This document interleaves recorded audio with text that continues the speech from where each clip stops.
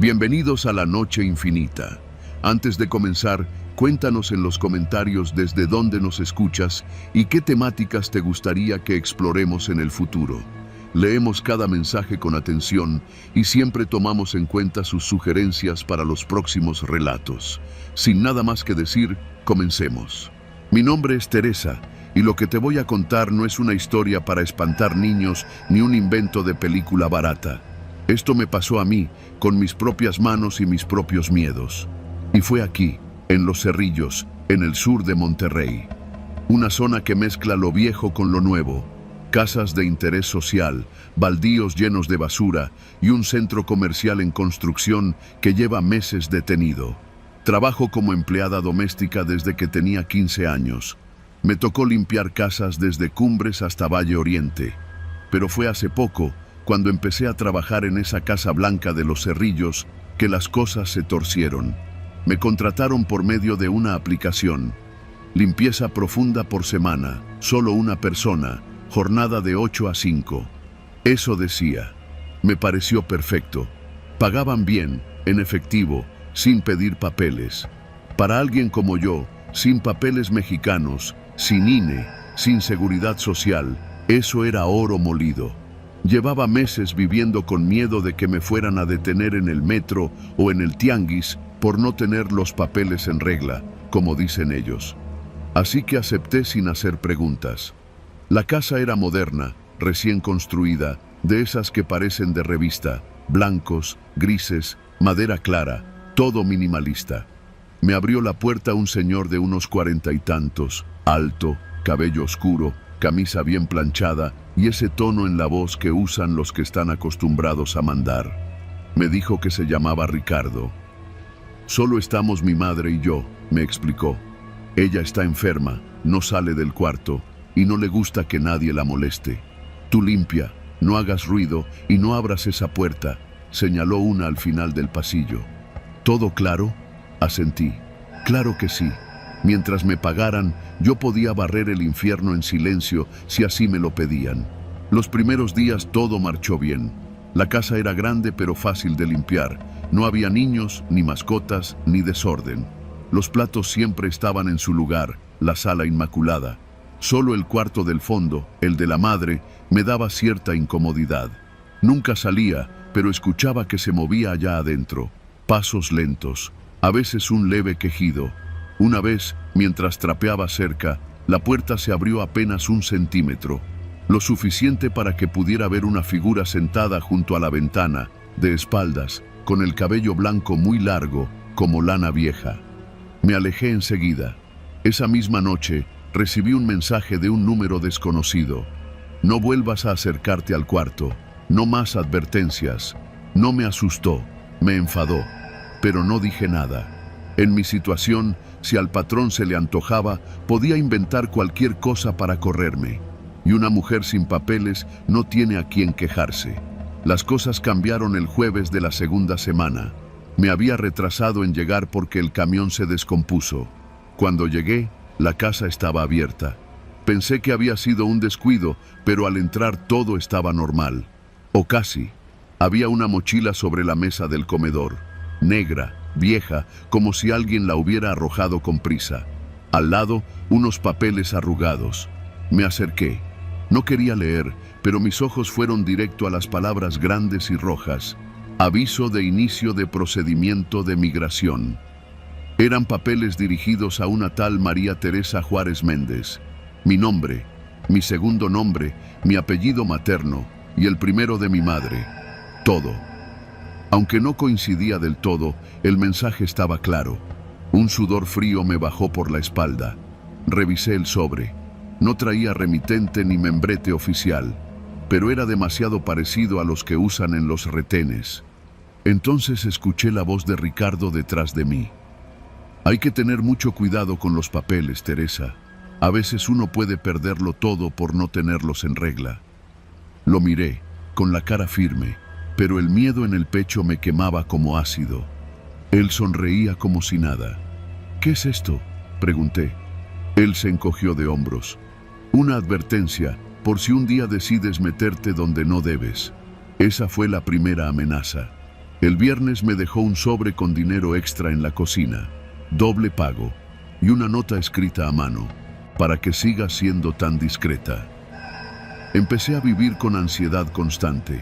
Soñaba con puertas cerradas, con pasillos interminables, con papeles oficiales y uniformes tocando a mi puerta. Dejé de salir, solo iba del cuarto al trabajo y de regreso. Una noche, un número desconocido me llamó y dejó un mensaje. Una voz recitando mi CURP vieja, la que usaba en Guatemala. Entonces supe que Ricardo no era solo un tipo con dinero. Sabía cosas, demasiadas. El siguiente lunes, todo cambió. Llegué a la casa como siempre, pero esta vez no estaba abierta. Toqué. Nadie respondió. Toqué de nuevo. Nada. Pensé que quizás se habían ido, pero la puerta tenía una copia de mi llave, así que entré. La casa estaba en silencio, un silencio pesado. Lo sentías en la piel, como cuando entra una tormenta. El aire olía a humedad vieja, a encierro. Avancé con cuidado. En la cocina, una olla con agua hirviendo estaba olvidada, echando vapor. Fui al cuarto del fondo. La puerta estaba entreabierta. Nunca debía acercarme, pero lo hice. Empujé la puerta. La habitación estaba vacía. No había cama, no había muebles. Solo una silla de ruedas antigua en el centro. Encima, una sábana gris, arrugada. El suelo cubierto de manchas oscuras, como lodo o sangre seca. Di un paso atrás, y entonces lo escuché. Un jadeo, un sonido débil, como un animal lastimado. Venía del closet. No sé qué demonios me impulsó a hacerlo, pero me acerqué. Puse la mano sobre la perilla y antes de abrir, escuché lo que parecía una voz desde adentro. Por favor, ya no más. Abrí de golpe. No había nadie. Solo una caja de cartón vieja, cerrada con cinta negra. En ese momento, sentí un golpe en la cabeza. Desperté en el piso de la cocina, con la cabeza latiéndome como un tambor. Ricardo estaba parado frente a mí. Tenía los ojos desorbitados, las manos temblorosas. No tenías que ver eso, Teresa, dijo. Pero ya es tarde. Intentó levantarme, pero me zafé. Corrí. No pensé, no miré atrás. Crucé la calle tambaleándome, pidiendo ayuda. Nadie respondió. Nadie sale a ayudar a una empleada sin papeles. Fui a la estación del metro. Me escondí en el baño, me lavé la sangre de la frente. Después, dormí en una iglesia, como pude. No regresé a esa casa. Pero no fue el final. A los 2 días, me llegó un mensaje. Una foto. Era yo, sentada en el parque con una amiga. Una amiga que tampoco tiene papeles. El mensaje decía: sabemos quién eres. Sabemos dónde vives. Mejor mantén la boca cerrada. Desde entonces, me mudé 3 veces. Cambié de número. Trabajo por mi cuenta, solo con clientas que ya conozco. Evito las apps. Evito las casas blancas. Y si veo una cámara en la calle apuntando a mí, cambio de banqueta. Nunca fui a la policía. ¿Y qué les iba a decir? ¿Que un hombre rico me amenazó con la deportación? ¿Que me mostró papeles falsos y una habitación con secretos? Nadie me iba a creer. Y aunque lo hicieran, ¿qué podría pasarle a él? Nada. A mí sí. Porque en este país, el que no tiene papeles, no tiene voz. Y en esa Casa Blanca de los Cerrillos, todavía hay un cuarto que guarda cosas que no deberían existir. Y alguien, muy probablemente, sigue esperando que alguien más cruce esa puerta.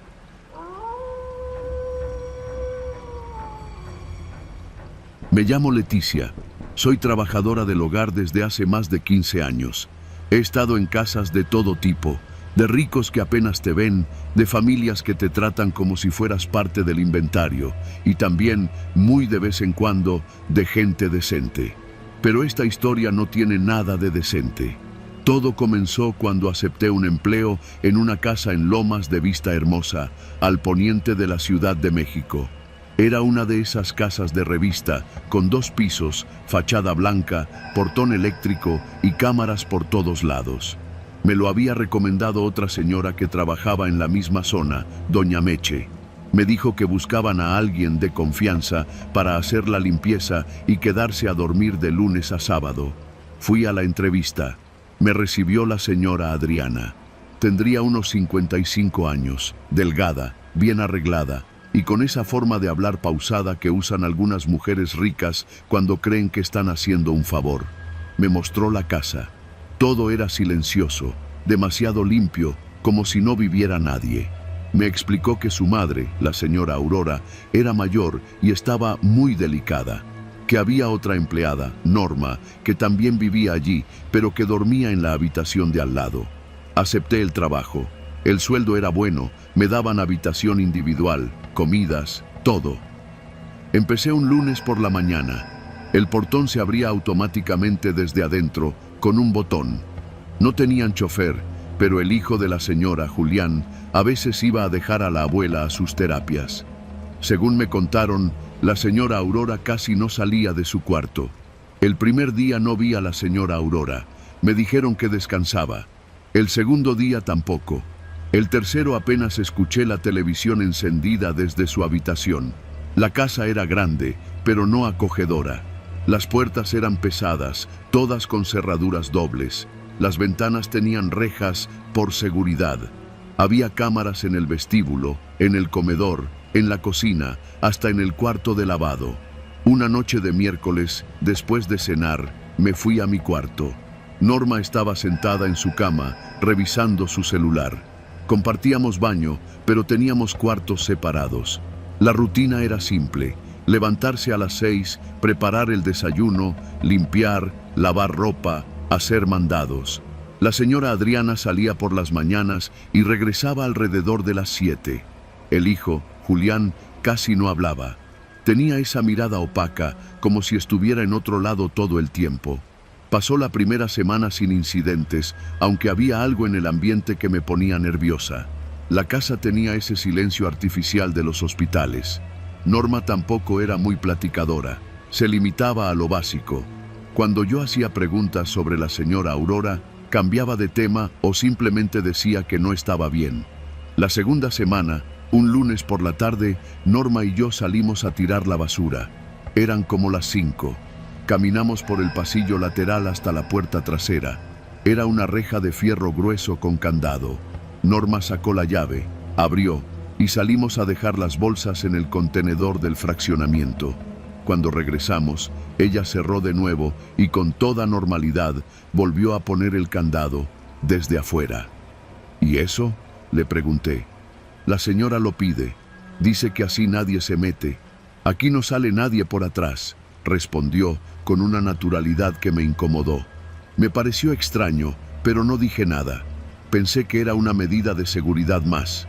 Después de todo, esa zona tenía fama de robos a casa-habitación. El verdadero problema empezó el jueves de esa semana. A eso de las 9 de la mañana, la señora Adriana nos llamó a la sala. Voy a salir. Mi mamá está dormida. No necesita nada hoy. Julián no está, así que por favor, no salgan de la casa. Ya saben que deben mantener todo cerrado. Nos vemos más tarde, dijo, como si estuviera hablando con dos adolescentes. Asentimos. No era raro que se fuera. Lo raro vino después. Alrededor del mediodía, toqué la puerta del cuarto de la señora Aurora. No se oía nada adentro, ni televisión, ni respiración, nada. Me asomé por la rendija, pero la puerta estaba cerrada con llave, como siempre. Me dio una inquietud. Bajé a la cocina y le comenté a Norma. ¿No se te hace raro que no se oiga nada?, le dije. Déjala. Esa señora a veces duerme todo el día. Ya se va a morir, no más que no lo saben aceptar, respondió, sin levantar la vista de su taza de café. Pasaron las horas. A las 4 de la tarde, Norma bajó al cuarto de lavado. Yo me quedé sola en la cocina. De pronto, escuché la puerta principal cerrarse de golpe. Subí corriendo. La reja estaba cerrada. Fui hasta la entrada, y fue ahí donde vi algo que me dio un vuelco en el estómago. El portón estaba cerrado, con candado desde afuera, pero no era un candado cualquiera. Era uno que jamás había visto en esa casa. Negro, brillante, nuevo. Grité. «Norma, ven a ver esto». Subió corriendo. Vio el candado, Luego me miró. «Esto no estaba aquí antes», murmuró. Intentamos usar el botón para abrir el portón eléctrico. No funcionaba. Las luces de la reja lateral tampoco. Algo raro pasaba con la corriente. Bajamos al cuarto de servicio. No había señal en los celulares. El Wi-Fi estaba muerto. «¿Qué está pasando?», le dije, tratando de no entrar en pánico. Norma estaba pálida. «No lo sé, pero esto no es normal». Intentamos abrir las ventanas. Todas tenían rejas fijas, empotradas. La única sin rejas era la del baño de arriba, pero era muy estrecha. Pasaron las horas. Nadie llegó. Julián no apareció. La señora Adriana no regresó. Empezamos a golpear puertas, a gritar, a tocar bocinas. Nada. Silencio absoluto. Para la noche ya estábamos temblando. Revisamos cada rincón de la casa. Las cámaras seguían encendidas, con su lucecita roja parpadeando. «¿Y si esto es a propósito?», me dijo Norma, en voz baja, mientras nos sentábamos en el comedor, sin comer nada. «¿Cómo que a propósito? ¿Y si nos están dejando aquí encerradas? ¿Tú has visto bien a la señora Aurora?». «Yo no. Desde hace semanas. Solo oigo la tele. Y cuando se va la señora, todo el piso de arriba huele raro. Como a hospital, pero sin limpieza.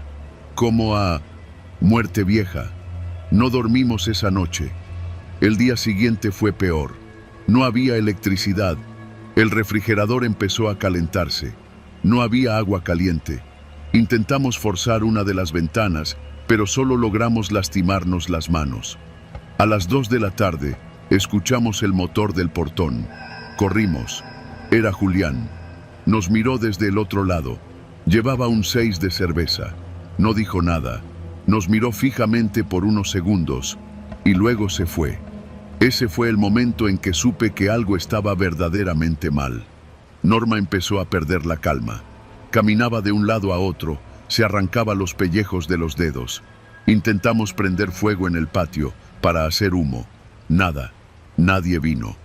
La tercera noche escuchamos la televisión prenderse en el cuarto de la señora Aurora. Pero nadie respondió cuando tocamos. El sonido subía, bajaba, cambiaba de canal. Parecía un bucle, como si alguien solo hubiera dejado el control presionado eternamente. Norma intentó romper una de las cámaras con un palo de escoba. No lo logró. El día siguiente, todas las cámaras habían cambiado de ángulo. Nos estaban vigilando. El viernes por la noche, yo ya había decidido que si no salíamos al amanecer, rompería una de las ventanas de la planta alta y saltaría. Pero no fue necesario. A las 7 de la mañana escuchamos pasos. La puerta principal se abrió. Era la señora Adriana. Entró como si nada, con una bolsa de supermercado. «¿Qué hacen aquí arriba? ¿No han preparado el desayuno?». La encaramos, le gritamos, le reclamamos. ¿Qué había pasado? ¿Por qué el candado? ¿Por qué no había señal? ¿Por qué no llegó nadie? Ella nos miró con una sonrisa educada. «Qué exageradas. Solo fue una falla eléctrica. Julián estuvo viniendo todos los días. Ustedes se estresan demasiado. Aquí no pasa nada malo». Le dije que quería irme, que renunciaba. Su expresión cambió. «Claro, Leticia, puedes irte si lo deseas. Pero recuerda que firmaste contrato por 6 meses. Tengo tus papeles, tus referencias. Me parece una falta de respeto que me dejes así, sin previo aviso». No dije nada. Bajé, tomé mis cosas y salí apenas pude. Norma se quedó. La última vez que supe de ella fue hace más de un mes. Le mandé un mensaje. No respondió. Pasé por la casa unos días después. Todo parecía normal. Pero el candado seguía ahí, nuevo, brillante, negro, desde afuera.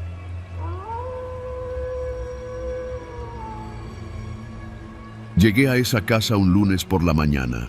No sabía qué esperar, más allá de lo que la señora Isabel me había dicho por teléfono, que era una familia pequeña, de mucho trabajo, con una niña en edad escolar y que necesitaban una empleada de planta porque el señor viajaba mucho y la señora trabajaba hasta tarde.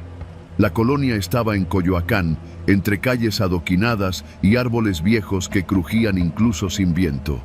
La casa en sí era preciosa, de esas que parecen sacadas de una película.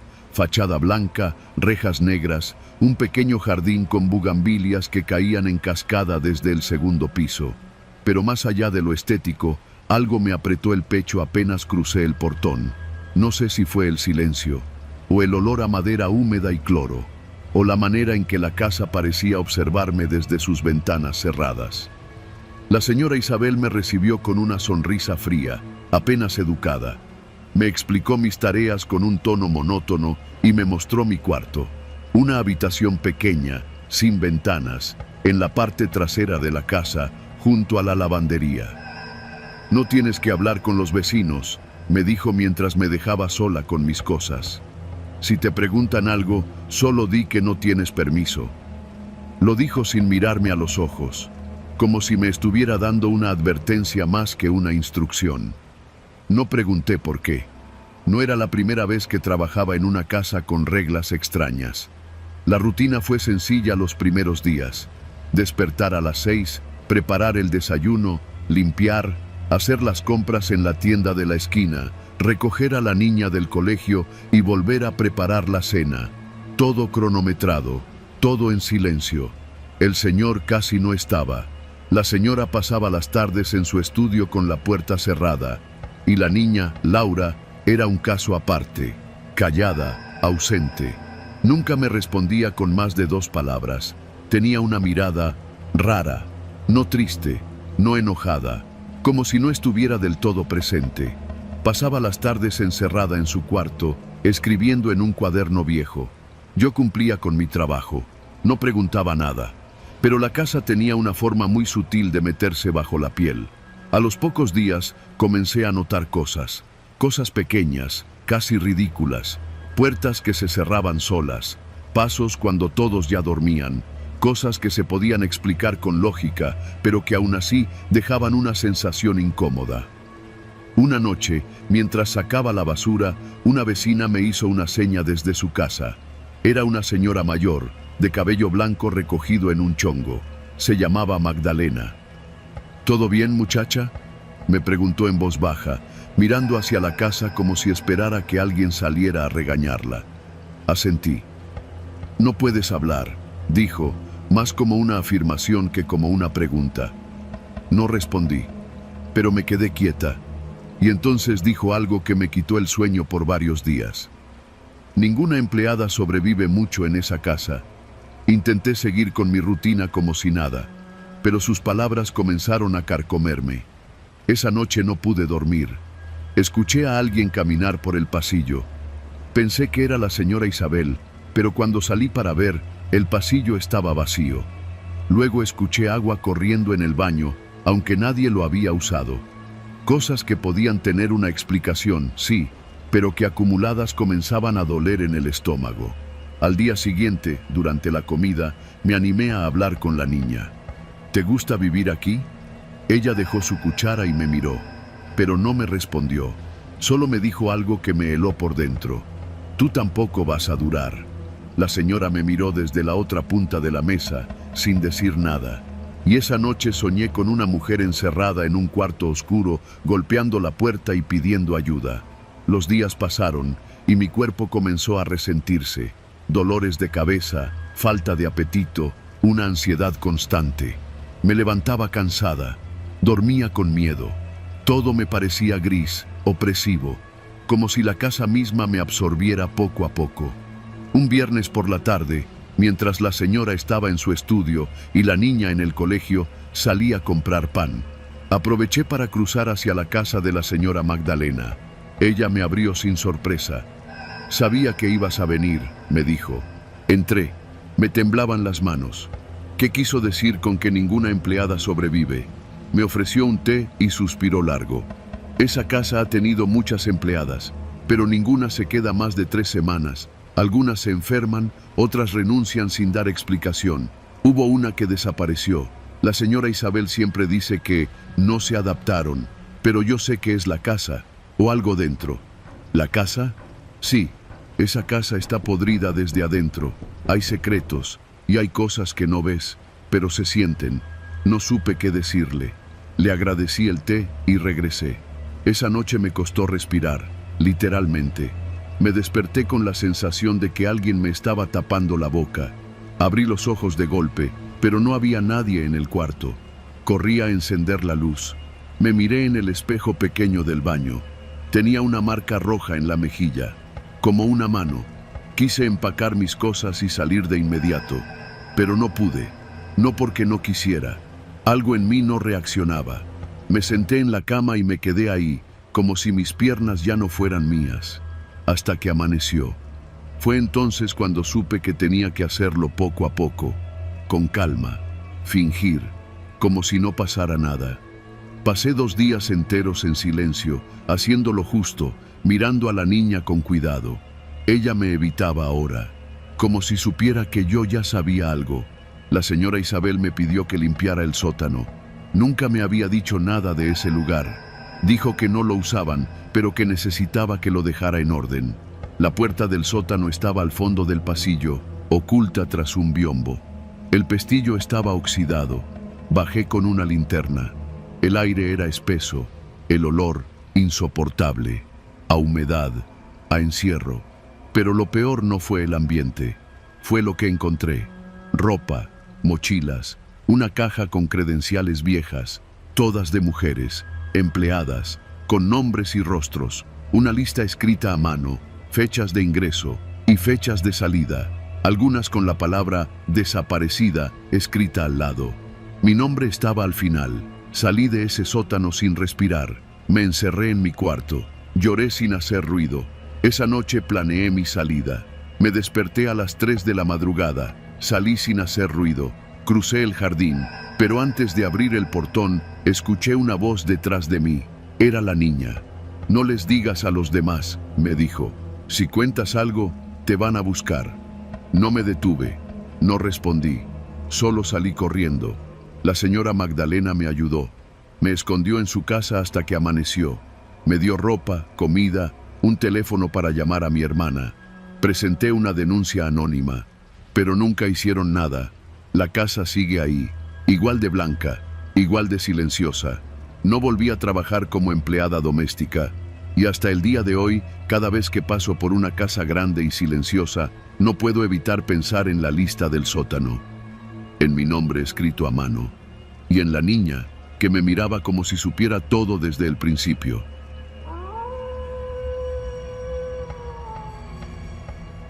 Yo me llamo Julia. Tenía 20 años cuando me fui a trabajar como empleada doméstica con una familia de dinero en Puebla. Recuerdo que llegué un lunes por la mañana, con mi maleta vieja, mi uniforme nuevo recién planchado y la bendición de mi madre aún fresca en la frente. Me habían recomendado para esa casa por medio de una señora que antes trabajaba ahí, pero ya se había jubilado.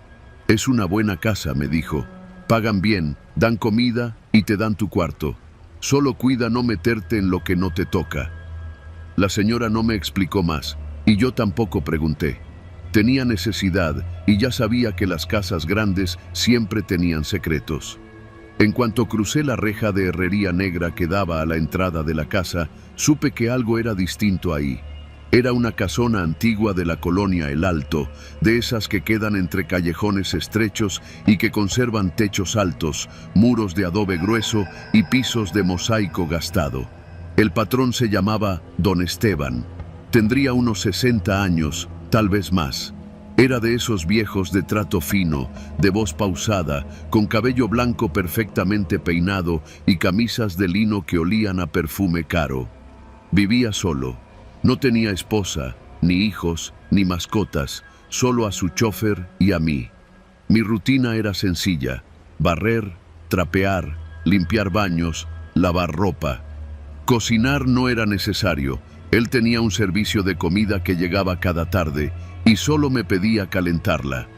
No era un trabajo pesado, pero la casa era silenciosa.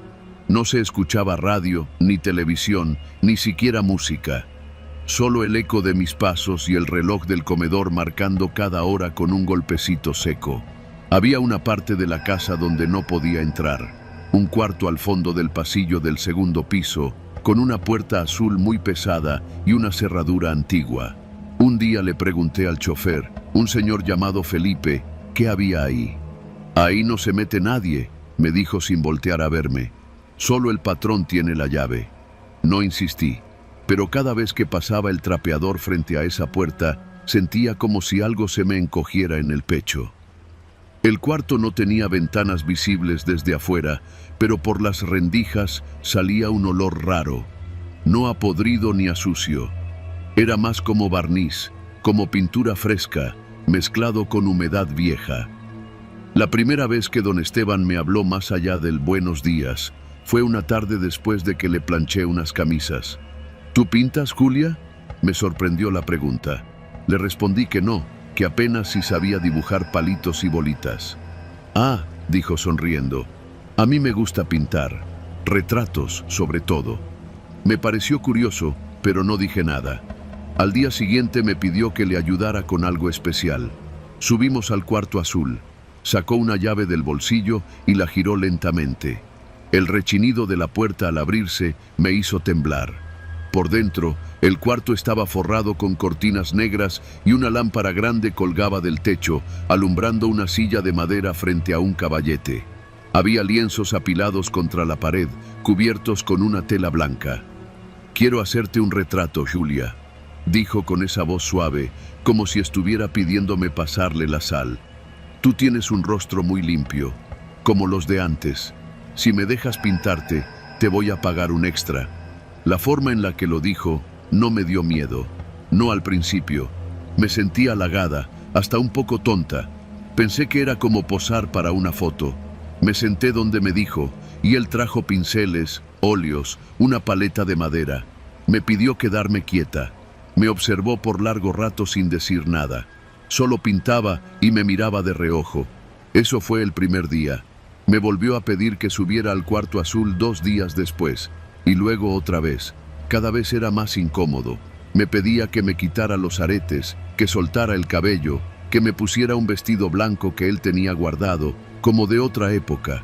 Una tarde me pidió algo más. «Julia, para el próximo retrato necesito que estés sin ropa». Lo dijo así, sin cambiar el tono, como si pidiera que le trajera un vaso de agua. Me negué. Le dije que eso no estaba bien, que yo era una trabajadora y no iba a hacer eso. Él se rió, no de burla, sino con tristeza. «No tienes que tener miedo», dijo. «No voy a tocarte, solo necesito captar la esencia del cuerpo. No hay malicia en mi trabajo». Me insistió varias veces, pero yo seguía negándome. Me fui a mi cuarto ese día con el estómago hecho nudo. Esa noche no pude dormir. Escuchaba pasos por los pasillos aunque nadie caminaba.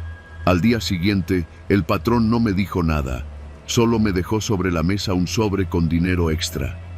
No lo toqué. La situación siguió así por una semana. No me volvió a mencionar el tema. Empecé a pensar que se había arrepentido, que había entendido que yo no iba a ceder.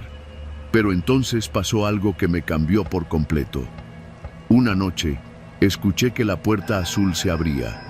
Yo estaba bajando la ropa del tendedero del patio interior cuando escuché el clic del cerrojo. Me escondí tras una columna. Don Esteban salió del cuarto y bajó a su estudio con un lienzo tapado. Aproveché ese momento. Cuando se encerró en su estudio, corrí escaleras arriba y empujé la puerta azul, que seguía entornada. Dentro, el olor era más fuerte que nunca. Apagué mi linterna y levanté las telas que cubrían los lienzos. Sentí que el corazón se me iba a salir por la boca. Eran mujeres, mujeres desnudas, pintadas con un detalle que parecía fotográfico.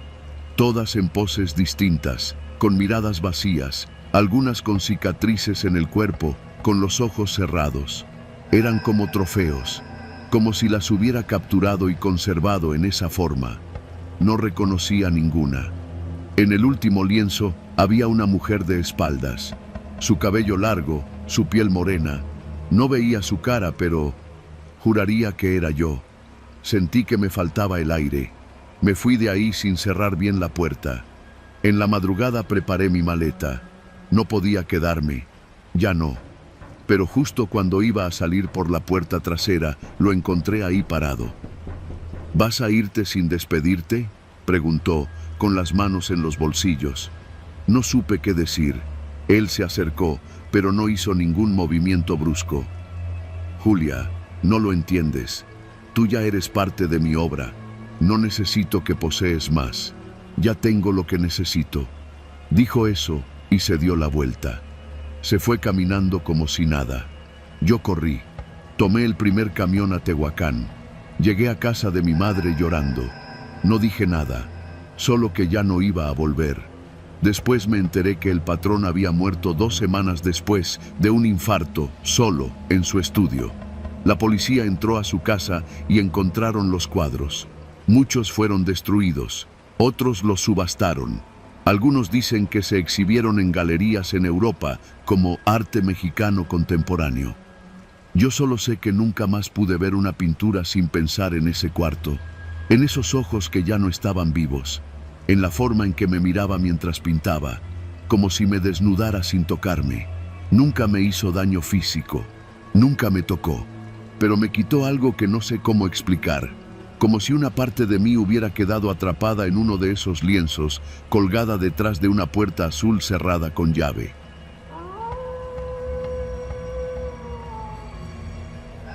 Me llamo Teresa y tenía 23 años cuando me fui a trabajar a la casa de la señora Camila. La había conocido a través de un anuncio en una hoja impresa, de esos que pegan en las paredes cerca del mercado de San Juan, en Puebla capital. Decía: se solicita muchacha para labores del hogar, zona residencial, cama adentro, buen sueldo, un día libre cada 15. Estaba recién llegada del pueblo, con la necesidad clavada en el estómago. No tenía a dónde ir ni dinero para pagar renta. Así que llamé al número, me citaron en un café y ahí mismo la señora me hizo una entrevista. Hablaba pausado, sin mirarme directamente, con esa voz bajita que me dio más miedo que confianza. Aquí no te va a faltar nada. Solo necesito que seas discreta, cumplida y que no preguntes demasiado, me dijo, mientras revolvía su té sin probarlo.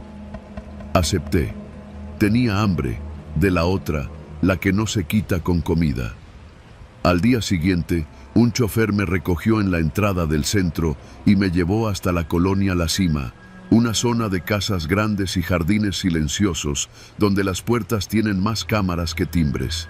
La casa era enorme, blanca por fuera, con un portón eléctrico que se cerraba en cuanto pasabas. Tenía una entrada de piedra y árboles altos que no dejaban ver nada hacia adentro. Una jaula elegante. Adentro me recibió la señora Camila con un batón de seda y una sonrisa que me pareció incómoda. A su lado, un señor canoso al que apenas presentó como su esposo, el doctor Iván, un cirujano retirado según ella. Muy amable, pero con una mirada rara, como si todo el tiempo estuviera analizando a qué parte de tu cuerpo cortar primero. No somos muchos aquí, solo nosotros 2, dijo ella. La última muchacha renunció hace una semana. Ya no quiso volver. Mentira número 1. Que entonces no supe que era mentira. La casa tenía 2 pisos y un jardín trasero que parecía un pequeño parque. Pasto perfectamente cortado, un limonero grande en el centro y unas bancas de hierro forjado. La habitación de servicio estaba al fondo, en una casita separada, limpia pero sin ventana. Las primeras semanas todo pareció normal. Lavaba, cocinaba, barría, sacudía. La señora me pedía cosas específicas, que usara siempre el mismo uniforme, que no moviera nada del despacho del doctor y que no entrara al jardín después de las 8. Nada extraño, pensé, gente rara hay en todos lados. Pero empecé a notar detalles. Primero, el perro, un pastor alemán enorme, flaco y de ojos tristes, que vivía encerrado en una jaula junto al cuarto de lavado. Nunca lo sacaban. Comía lo que yo le dejaba, y si me acercaba, se escondía. A veces lloraba en las noches. Después, el olor. Algunas noches, sobre todo cuando hacía calor, se colaba por las rendijas de la cocina un tufo entre podrido y químico, como si alguien cociera huesos con cloro. El doctor tenía un cuarto cerrado con llave al lado del garaje. Me dijeron que ahí guardaba equipo médico. Nunca vi qué había adentro. Y lo peor fue cuando encontré la libreta. Estaba limpiando la recámara de visitas cuando la encontré dentro de un cajón cerrado con seguro. La llave estaba metida en un florero. Supongo que no esperaban que yo revisara. Era una libreta negra, con letra de mujer. Las primeras páginas eran normales. Listas de compras, horarios, nombres. Pero luego empezaban los apuntes raros. Uno tras otro, nombres de mujeres con fechas. Algunas tenían al lado anotaciones. Dormía mucho. No respetó la regla del jardín. Lloraba de noche. Se fue sin avisar. Había al menos 5 nombres. Una de ellas se llamaba Erika. Recordé que la señora una vez me dijo que una tal Erika se había robado una blusa de seda, que era una corriente sin educación. A partir de ese momento, algo en mi cabeza cambió. Empecé a desconfiar de todo. Comencé a fijarme más. Me levantaba en la madrugada, en silencio, y escuchaba. A veces ruidos metálicos, otras la puerta del jardín que se abría y cerraba muy despacio. Una noche vi al doctor salir con una pala. A las 2 de la mañana. Caminó hasta el limonero, cavó un poco, regresó, como si solo quisiera asegurarse de que todo siguiera ahí. Yo no dormía y no me atrevía a irme. Sabía que algo pasaba, pero tenía miedo de que si intentaba salir, no me dejaran. Un día, mientras lavaba la ropa, vi que la lavadora tenía algo atascado en el filtro. Metí la mano con cuidado y saqué un pedazo de tela. Era un trozo de uniforme, igualito al mío, solo que desteñido, rasgado, con algo que parecía una mancha oscura en la orilla. Esa noche soñé con mujeres sin rostro que me hablaban desde la tierra. Pasó otra semana antes de que reuniera el valor para hacer algo. Fingí que me dolía la muela. Le dije a la señora que tenía que ir al centro, que el dolor era insoportable. Ella me miró en silencio un buen rato. Luego, con su voz suave, me dijo: «No tardes, y no se te ocurra hablar de esta casa». ¿Sí? Me fui. Caminé 3 calles y en lugar de ir al dentista, me metí en una papelería con servicio de internet. Busqué en Google uno de los nombres de la libreta: Pamela Gómez, desaparecida hace 2 años. Luego otro: Ana Lourdes Salazar, también desaparecida. Ninguna tenía registro de haber salido de Puebla. Entonces supe que no podía regresar. Me escondí en una casa de asistencia para mujeres que encontré gracias a una señora que vendía gorditas en la esquina. Me ayudaron a contactar a una abogada. Les conté todo. Al principio no me creían. Me dijeron que eran suposiciones, que sin pruebas era imposible. Hasta que una de ellas me acompañó al MP y dimos una dirección falsa, como si fuera una denuncia anónima. Dijimos que en esa casa había mujeres desaparecidas, enterradas en el jardín. Una semana después, la nota salió en los periódicos locales. Se localizan restos humanos en propiedad de cirujano retirado en zona residencial de La Cima. Hallaron 4 cuerpos, todos en estado de descomposición avanzada. Las identificaciones llegaron semanas después. Eran 3 de las muchachas que yo había visto en la libreta, y una más que nunca supe quién fue. A mí me identificaron como testigo protegido. Cambié de nombre. Me llevaron a otro estado. La señora Camila y el doctor Iván están presos. Se declararon inocentes. Dijeron que yo lo inventé todo, que tenía problemas mentales, pero las pruebas están ahí, bajo el limonero. A veces todavía tengo pesadillas. Me despierto empapada de sudor, con el corazón latiendo tan fuerte que me duele el pecho.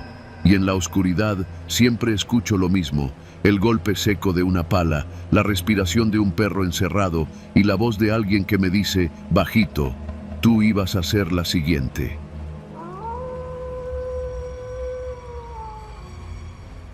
Me llamo Yesenia.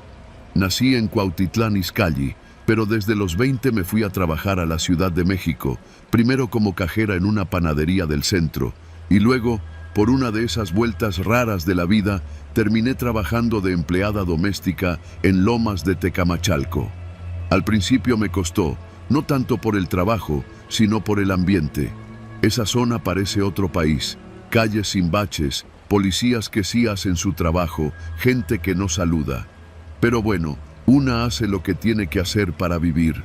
Mi patrona se llama señora Elvira, aunque todos en la casa le dicen la señora. Una mujer elegante, de esas que todavía creen que el perfume caro arregla el alma. Tiene un hijo, Tomás, que estudió en el extranjero y regresó con una enfermedad en los riñones.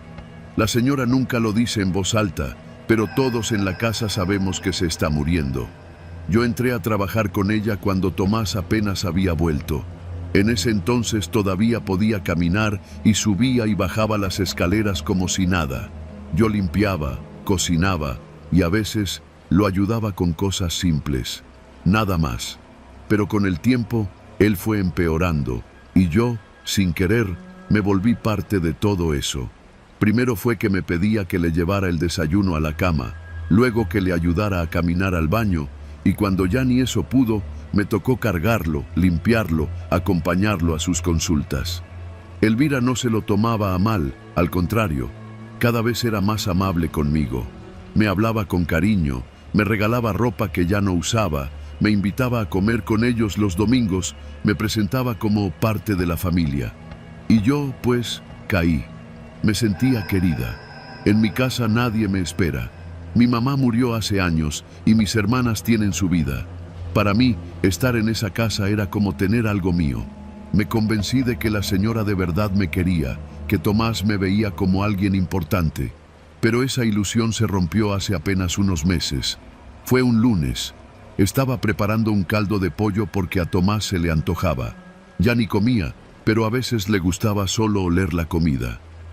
Cuando lo llevé a su cuarto, la señora me pidió que me quedara a platicar con ellos. Pocas veces lo hacía, pero esa vez, no sé por qué, acepté. Nos sentamos en el cuarto, el televisor encendido con el volumen bajo. Elvira tenía una copa de vino en la mano y Tomás estaba medio dormido, con la mirada perdida.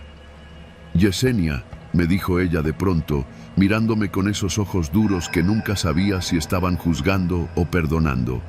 ¿Tú crees en el destino? Me reí, nerviosa. No sabía a dónde iba eso. Pues, depende, señora. ¿Por qué lo pregunta? Porque yo creo que tú llegaste aquí por algo, dijo, que no fue casualidad. Me quedé callada. Mira, Tomás necesita un trasplante. Ya no hay donadores compatibles. Su papá le dio uno hace años, pero ya ves. Hizo un gesto como si nada, como si eso fuera normal. Tú estás joven, sana, y ya te hicimos los estudios. Yo no entendí al principio, o no quise entender. ¿Los estudios? Sí, dijo con una sonrisa. Hace unas semanas, cuando te pedimos que te hicieras un chequeo, ¿recuerdas? Era para ver si eras compatible, y lo eres. Mi mente se quedó en blanco. ¿Y qué significa eso? Elvira dejó la copa sobre el buró y me tomó la mano. Su piel era fría, como la porcelana. Significa que tú puedes salvarle la vida a Tomás. Solo necesitas dar tu consentimiento. Nosotros nos encargamos del resto. Te vamos a cuidar, te vamos a compensar muy bien. Me solté de su mano con suavidad. No dije nada. Tomás me miró en ese momento, por primera vez en mucho tiempo, con una expresión que no supe descifrar. Señora, eso es muy serio. No sé, no puedo decidir así. No tienes que decidir ahora, dijo. Pero piénsalo, tú eres parte de esta familia, y la familia se ayuda. Esa última frase me dejó helada. ¿Familia? ¿Desde cuándo la familia se elige por conveniencia? Esa noche no pude dormir. Me quedé en mi cuarto, con las luces apagadas, escuchando el tic-tac del reloj y mi corazón retumbando en los oídos. Sentía algo raro, no miedo exactamente, más bien traición, como si todo lo que había vivido en esa casa hubiera sido una mentira. Durante los días siguientes, la señora fue más amable que nunca. Me mandaba flores al cuarto, me traía pasteles del súper caro, me dejaba billetes en la almohada para lo que necesitara. Cada gesto me recordaba que no era parte de la familia. Era un recurso, un cuerpo útil, un riñón funcional. Fui al seguro por mi cuenta. Le dije a la señora que tenía que ver un papel del SAT, algo inventado. En el seguro me confirmaron lo que ya sabía. Había un expediente médico mío en un hospital privado. Tenían mis análisis, mis niveles, todo. Sin consentimiento, sin autorización. Quise irme ese mismo día, pero no tenía a dónde. Empecé a hacer llamadas, discretas. Una amiga me ofreció un cuarto en Iztapalapa, chiquito, pero propio. Le dije que sí. Volví a la casa y fingí que todo estaba bien. Lavé ropa, cociné, me reí de los chistes de Tomás, le puse la tele. Cada noche repasaba mi plan. Guardé mis cosas poco a poco. Fui sacando mi ropa en una bolsa negra de basura que tiraba por error. Nadie lo notó. Hasta que, una semana después, me fui.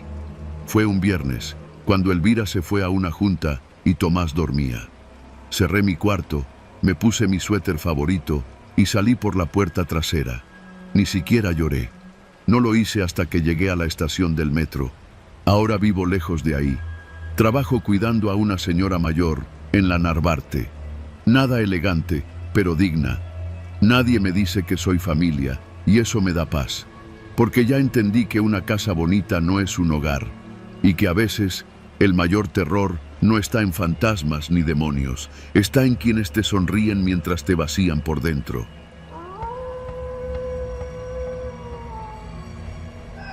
Me llamo Mariana. Tenía 22 años cuando me fui a vivir a casa de los Márquez, una familia con dinero que vivía en un fraccionamiento cerrado en Huixquilucan, en el Estado de México. Era mi primer trabajo como empleada de planta. Mi tía Leti, que limpiaba casas por horas, me había recomendado con la señora Sandra Márquez, una mujer elegante de unos 40 y tantos, siempre bien peinada, con uñas largas de acrílico y esa forma de hablar como si todo le molestara un poquito. Llegué una tarde de domingo. Me bajé del camión con mi maleta de rueditas y una mochila azul deshilachada. En la caseta me preguntaron mi nombre, me tomaron una foto con una tableta y me dejaron pasar. El fraccionamiento se llamaba Residencial Bosques de Acanto, con calles tan limpias que me dio pena que mis zapatos estuvieran polvosos. La casa de los Márquez era de 2 pisos, blanca, con un portón eléctrico negro. Me abrió la señora Sandra. Me sonrió con educación, pero sin calidez. Pásale, Mariana. Te presento a Lupita, que es la que me ayuda con la cocina. Tú vas a dormir aquí, me dijo mientras subíamos las escaleras. El cuarto era sencillo, pero limpio. Tenía una cama individual con sábanas nuevas, un closet de madera y una ventana que daba al jardín trasero. En la puerta noté algo raro. No tenía cerradura, solo un picaporte viejo. ¿Y la puerta? ¿No tiene llave?, pregunté, sin darle mucha importancia. No, dijo ella sin detenerse. Por seguridad, preferimos que las puertas no tengan llaves por dentro. No sabes, cualquier cosa, un accidente, un incendio. Así podemos entrar si es necesario. Me pareció lógico. No lo pensé más. Durante el día, la casa era muy tranquila. Lupita y yo cocinábamos, limpiábamos, lavábamos la ropa de los niños y manteníamos todo en orden. El señor Eduardo, el esposo, salía temprano en la mañana y regresaba tarde. Apenas nos saludaba. Los hijos, Emiliano y Rodrigo, tenían 13 y 8 años. No hablaban mucho conmigo. Apenas me miraban. La señora Sandra era exigente pero justa. No gritaba, pero se notaba cuando se molestaba. Fruncía los labios y te miraba sin decir nada. Esa mirada me hacía sentir como si todo lo hubiera hecho mal, aunque solo me hubiera tardado un minuto más en tender la cama.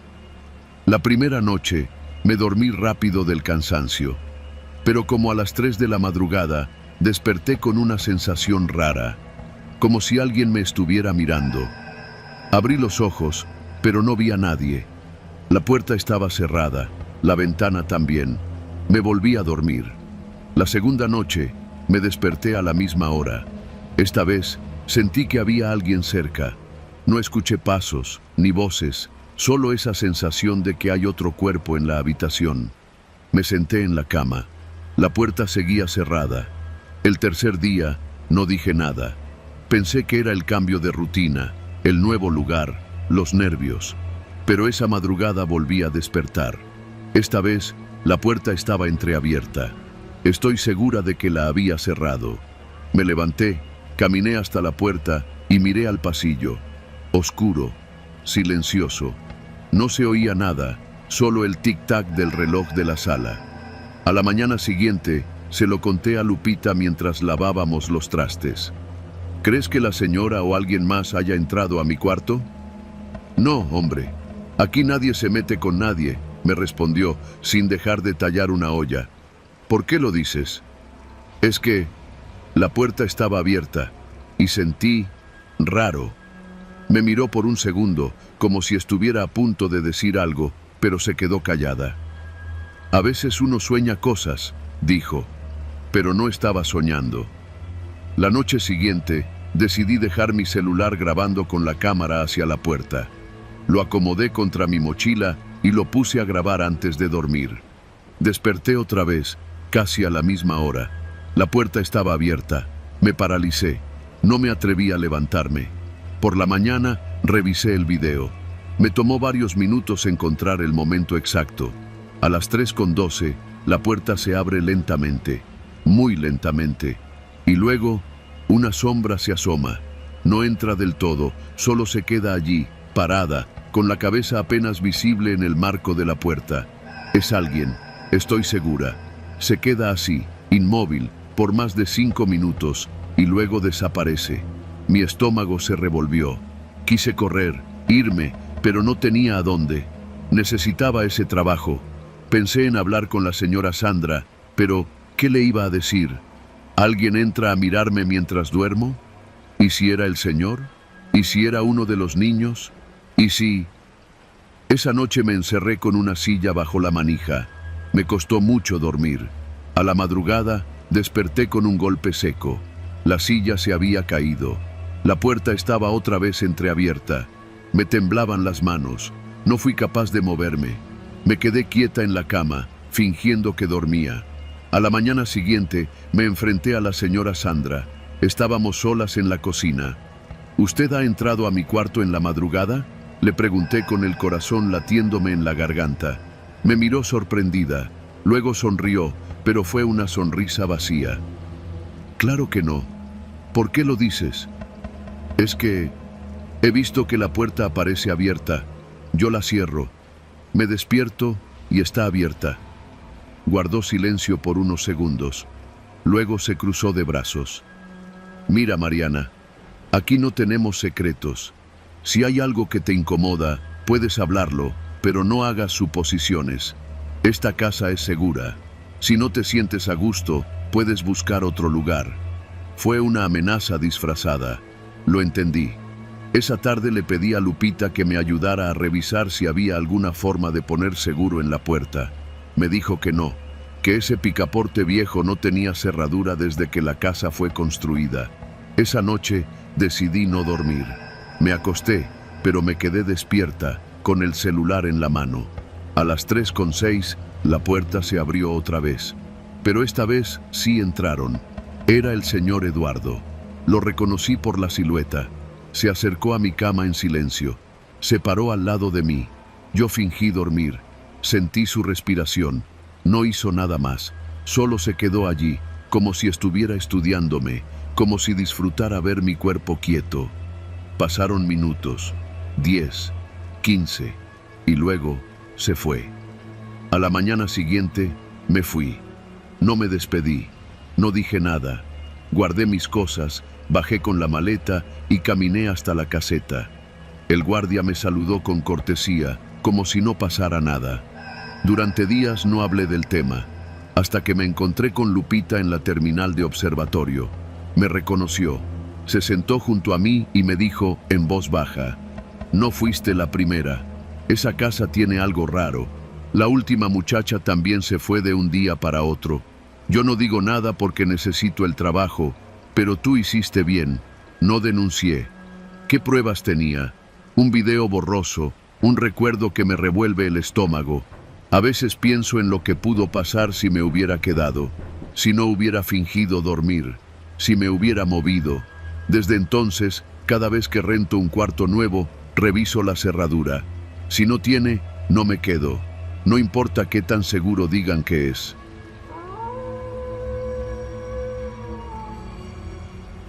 No hay manera amable de decir esto, así que lo diré como lo siento. Esa casa me enfermaba. Desde el primer día que crucé la reja automática, sentí algo raro. No miedo, eso vino después, sino esa incomodidad sorda, como cuando te sientas en una silla ajena y sabes que no eres bienvenida. Pero el trabajo pagaba bien, y a mis casi 40 años, después de cuidar a mis 3 hijos sola por más de una década, no podía darme el lujo de decir que no. La casa estaba en una privada al sur de Monterrey, en Valle Alto, una de esas zonas donde las banquetas son amplias, los árboles están alineados por nombre y las casas parecen hoteles pequeños. Yo venía desde Guadalupe y cada mañana el camión me dejaba cerca de una gasolinera. Desde ahí caminaba unos 15 minutos hasta llegar al portón negro con cámara de vigilancia que me abría sin saludar. Solo entraba. Los patrones, Armando y Sandra, eran de esos matrimonios ocupados. Ella era nutrióloga de Instagram, con más de 40,000 seguidores, y él tenía algo que ver con bienes raíces, aunque nunca supe bien qué. Tenían 2 hijos, Emiliano, de 8 años, y Regina, de 6. Desde el primer día, supe que los niños no eran normales. No lo digo porque hicieran berrinches o porque fueran groseros, que sí lo eran, sino porque tenían algo en la mirada, como si estuvieran demasiado despiertos, siempre atentos, siempre probando a los adultos, incluso a mí. Mi trabajo era sencillo: lavar ropa, hacer comida ligera para los niños, limpiar las áreas comunes y vigilar la alberca. Sí, la casa tenía una alberca trasera, pequeña, pero profunda, de esas que usan los ricos para relajarse los fines de semana. Los niños tenían prohibido meterse sin un adulto, pero la verdad es que hacían lo que querían. Todo empezó con una conversación entre ellos que escuché sin querer mientras limpiaba los ventanales de la cocina. ¿Y si hoy ahogamos al nuevo?, dijo Emiliano. No, todavía no, respondió Regina, sin levantar la voz. Apenas llegó ayer. Me quedé helada. Pensé que hablaban de algún amigo, alguna mascota. No dije nada. Tenía apenas 3 días trabajando y no quería armar lío. Pero desde entonces empecé a poner más atención. Una tarde de viernes, mientras preparaba fruta en la cocina, vi por la ventana que los niños estaban en la alberca. Estaban solos. Regina tenía algo en las manos, una caja de cartón mojada, y Emiliano sostenía un palo largo con algo amarrado al extremo. Salí con una toalla fingiendo que iba a ver si necesitaban algo. ¿Todo bien, niños? Regina me miró sin expresión. Sí, estamos jugando al mar. Me acerqué al borde y vi lo que estaban pescando. Era un gatito.